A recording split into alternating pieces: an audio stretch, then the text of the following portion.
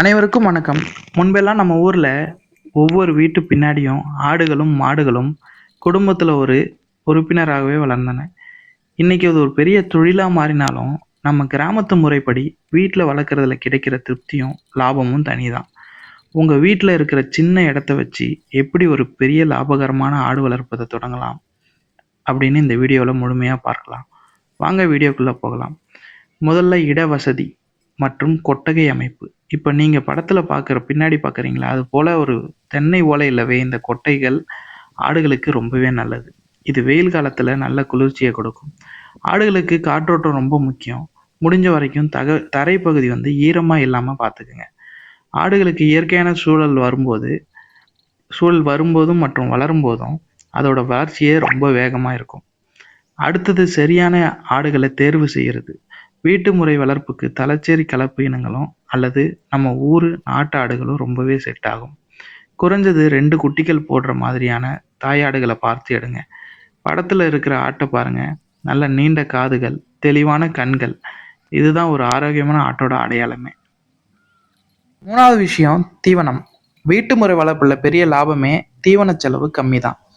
உங்க தோட்டத்துல கிடைக்கிற வேப்பந்தழையா இருக்கட்டும், இல்ல அகத்திக்கீரையா இருக்கட்டும், இல்ல முருங்கைக்கீரையா இருக்கட்டும், இதையெல்லாம் கொடுக்கறப்ப ஆடுகளுக்கு சத்தாவும் இருக்கும். அதே போல தீவனமும் ஈஸியா கிடைக்கும். இது போக சமையல் அறையில மிஞ்சுற காய்கறி கழிவுகள் ஆடுகளுக்கு கொடுக்கலாம். இதனால தீவன செலவு உங்களுக்கு கிட்டத்தட்ட மிச்சமாகும். அடுத்ததா இந்த ஆடுகளோட கழுத்துல இருக்கிற மணிகள் மற்றும் வண்ண கயிறுகளை கவனிச்சிங்களா? இது பார்க்கறப்ப அழகா இருக்கிறது மட்டும் இல்லாம ஒரு பாதுகாப்புக்காகவும் இதை யூஸ் பண்றோம். ஆடுகள் புதருக்குள்ள மேயும் போது அந்த மணிகள் சத்தத்தை வச்சு ஆடு எங்க இருக்குன்னு நம்ம கண்டுபிடிச்சிடலாம்.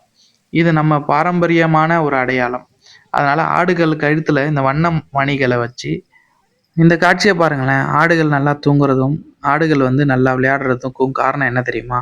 வீட்டில் இருக்க சின்ன பசங்க மூலியமா தான். வீட்டில் சின்ன பசங்க குழந்தைகள் அதோட இருக்கிறவங்களுக்கு இந்த ஆடுகள் மேலே ஒரு பொறுப்புணர்வும் விலங்குகள் மேலே அன்பும் தானாகவே வளரும்.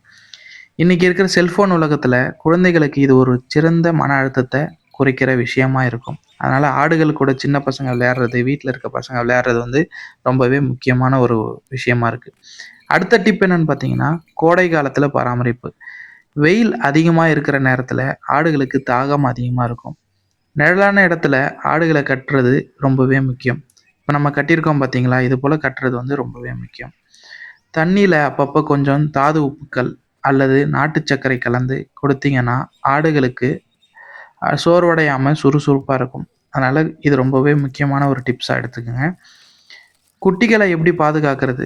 குட்டிகள் பிறந்த முதல் சில வாரங்கள் ரொம்ப கவனமா இருக்கணும். தாய் ஆட்டுகளுடைய எப்பவும் விடாம குட்டிகளுக்குன்னு ஒரு சின்ன கூடையோ அல்லது தனி இடமோ ஒதுக்கி வச்சா ஆட்டுக்குட்டிங்க மிதிப்பட்டு அடிபடாம இருக்கும். குட்டிகள் ஆரோக்கியமா வளர்ப்பது தான் பண்ணைக்கு லாபமே. பண்ணைக்கோ இல்லை வீட்டில் வளர்க்குறதுக்கோ லாபமாக இருக்கணும்னா ஒரு குட்டிகளை எவ்வளோ காப்பாற்றுறோமோ அதில் தான் ரொம்பவே முக்கியம். ஆடு வளர்ப்பில் ஆடு மட்டும் லாபம் இல்லை. ஆடு மட்டும் லாபம் இல்லைன்னு ஏன் சொன்னால் அதோட புழுக்கையாக இருக்கட்டும், அதோட பாலாக இருக்கட்டும், அதோட தோலாக இருக்கட்டும், எல்லாமே ஒரு ஒரு இதுக்கும் பயன்படுது. ஆடோட புழுக்கையிலேருந்து உரத்தை எடுத்து நம்ம வீட்டில் இருக்க தோட்டத்தில் இருக்க செடிகளுக்கு போட்டாலே போதும். அந்த செடிகள் நல்லா செழிப்பாக வளரும். அந்த செடியில வர காய்கறிகள் இயற்கை மூலயமா வரும். இது சேகரித்து விற்கிறது மூலயமா கூட நல்ல லாபம் வருது. ஆன்லைன்ல நீங்க போய் பார்த்தீங்கன்னாலே தெரியும். அமேசான்ல நிறைய பேர் மாடி தோட்டத்துக்கு எல்லாமே பயன்படுத்துறது இது மாதிரியான பயோ ஃபெர்டிலைசர் தான். அதனால என்ன பண்றீங்கன்னா, ஆடு வளர்ப்புல ஆடு மட்டும் லாபம் கிடையாது. ஆட்டோட வேஸ்டா இருக்கட்டும், ஆட்டோட தோலா இருக்கட்டும், ஆட்டோட இறைச்சியா இருக்கட்டும், ஆட்டோட பாலா இருக்கட்டும், இப்போ நம்ம யூஸ் பண்ற மேக்சிமம் யூஸ் பண்ற காஸ்மெட்டிக்ஸ், அதாவது சிகை அலங்கார பொருட்கள் எல்லாத்துக்குமே ஆட்டோட பாலை யூஸ் பண்ணி தான் பண்றாங்க. அதை நீங்க எங்க வேணா சர்ச் பண்ணுங்க. ஆட்டோட பால் அவ்வளோக்கு அவ்வளோ பயன்படுது. அதே போல ஆட்டோட தோல் நிறைய இடத்துல பேக்கா இருக்கட்டும், பெல்ட்டா இருக்கட்டும், இது போன்ற இடத்துக்கு பயன்படுது. ஆட்டோட இறைச்சி எப்பயுமே அது மார்க்கெட்ல கண்டிப்பா வித்துக்கிட்டு தான் இருப்பாங்க. சாப்பிட்றவங்க சாப்பிட்டுட்டு தான் இருப்பாங்க.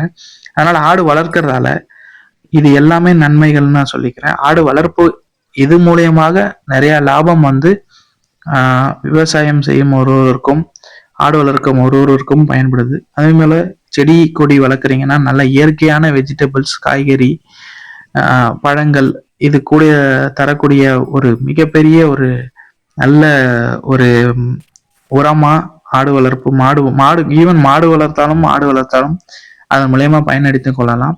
அதனால இது எல்லாமே முக்கியமான டிப்ஸா எடுத்துக்கிட்டு ஆடு வளர்க்குறவங்க ஆடு வளர்ப்புனால மட்டும் பயன் இல்லாம ஆடு வளர்ப்புல வர விஷயங்கள்னாலையும் நீங்க பயன்படுவீங்கன்னு சொல்லிட்டு சொல்றேன். அதுல வந்து வருமானம் வந்து நீங்க இப்போ போய் அமேசான்ல போய் டைப் பண்ணி பாருங்களேன், 1/2 கிலோ கோட் ஃபெர்டிலைசர் அப்படின்ட்டு போட்டு பாருங்க. அவ்வளோ விலை விற்கிறாங்க. கிட்டத்தட்ட 1/2 கிலோவே 500 ரூபா வரைக்கும் போற வரைக்கும் இருக்குது. அதனால என்ன சொல்றேன்னா, அவ்வளோ லாபகரமான தொழில் எதனாலன்னா இது எல்லாமே சுத்தி தான் இருக்கு. அதனால ஒரு ஆடு நம்ம எவ்வளவு சிறப்பா பாத்துக்கிறோமோ, நோய் இல்லாம எவ்வளவு கவனிச்சுக்கிறோமோ அவ்வளவுக்கு அவ்வளோ இதுல நன்மை இருக்கு. இதே போல நீங்களும் ஆடு வளர்த்துறீங்கன்னா மறக்காம ஒரு லைக் பண்ணுங்க. வேற எதனா இருக்குன்னா மறக்காம கமெண்ட்ல சொல்லுங்க. அடுத்த முக்கியமான விஷயம் பாத்தீங்கன்னா, ரொம்பவே இது முக்கியமான விஷயம், நோய் கண்டறிதல். ஆடுக்கு வழக்கத்துக்கு மாறாக தீவனம் எடுக்காம ஓரமா நின்னாலோ, உடனே ஆடுகளுக்கு உடம்பு சரியில்லாம போனாலோ உடனே கவனிக்கிறது ரொம்பவே முக்கியம். அதுக்கு ஏதாவது உடல்நிலை சரியில்லைன்னா பார்த்து ஆரம்பிச்சுலே வைத்தியம் பண்ணிடணும். வைத்தியம் செய்யாம விட்டா நஷ்டத்தை வந்து ரொம்பவே லாபம் வராம நஷ்டம் வர்றதுக்கு ரொம்பவே வாய்ப்பா இருக்கும். இது போல நீங்க வைத்தியத்தை முன்னாடியே பார்த்துட்டீங்கன்னா கண்டிப்பா அந்த நஷ்டத்தை தவிர்த்திடலாம்.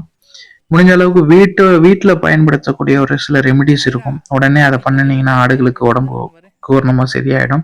அப்படி சரியாகலைன்னா வெட்டினரி டாக்டரை கூப்பிட்டு கண்டிப்பா பார்த்துடுறது ரொம்பவே நல்லது. அதெல்லாம் பண்ணீங்கன்னா நஷ்டத்தை அறவே தவிர்க்கலாம். முடிஞ்ச வரைக்கும் பக்கத்துல இருக்க கால்நடை மருத்துவர்கிட்ட ஆலோசனை கண்டிப்பா கேட்டுருங்க. கேட்டுட்டு நீங்க முடிவெடுங்க.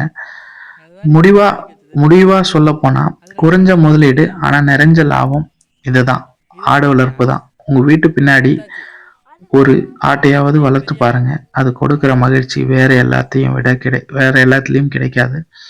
கண்டிப்பா ஆடு வளர்ப்புல உங்களுக்கு மகிழ்ச்சியும் கிடைக்கும், லாபமும் கிடைக்கும்னா ஒரு ஆடு வளர்த்து பாருங்க. இந்த தகவல் உங்களுக்கு பிடிச்சிருந்துச்சுன்னா நம்ம வீடியோவை லைக் பண்ணுங்க, மற்றவங்களுக்கு ஷேர் பண்ணுங்க. நன்றி. அடுத்து உங்களுக்கு என்ன உதவி வேண்டும் என்பதை நம்ம கமெண்ட்ல சொல்லுங்க. ஆடு வளர்ப்புல ஏதாவது டவுட் இருந்தாலோ உங்களுக்கு கிளாரிஃபை வேணுனாலும் நம்ம சேனலை ஃபாலோ பண்ணிக்கோங்க.